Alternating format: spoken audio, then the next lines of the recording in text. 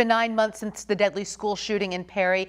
Now some victims of that day are finally receiving funds donated by the community. Local 5's Larissa Leone joins us to break down the details of the process of distributing that money. Larissa.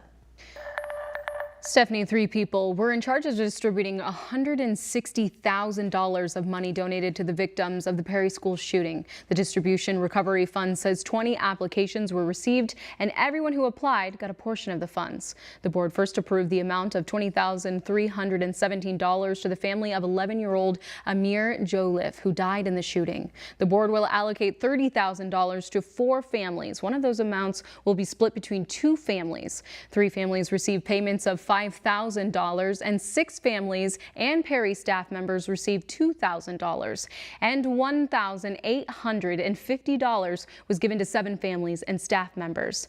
Now today I spoke with the administrator of the Perry School Recovery Fund on the difficult task of divvying these funds for those impacted.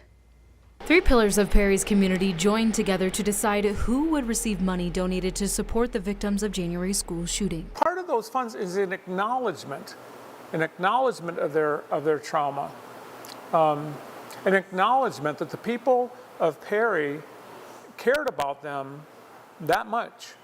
Louis Hoger is the leader of the group. He and the board looked at both physical and emotional trauma. My goal was to assess the trauma of each person who applied and to be able to give a share of those proceeds according to the trauma that they might have experienced. Though Hoger says assessing the levels of trauma was much more difficult than the board expected. We did give $30,000 to the four people who had experienced physical trauma by having the shotgun pellets or shot in their bodies. Then we looked at the trauma experiences that the others had. It took the board several months to come to a decision. Hoger says this had a lot to do with coordinating both the applicants and the board's schedules, though all 20 people who applied walked away with a share of the proceeds. The law says that we would allocate the funds to the rightful owners.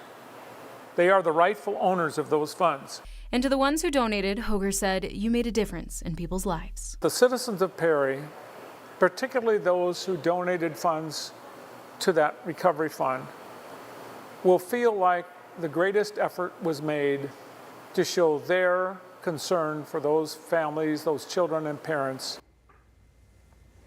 The board says it will not disclose any additional information to the public regarding students, their families, and the approach it took during the interviews for these funds.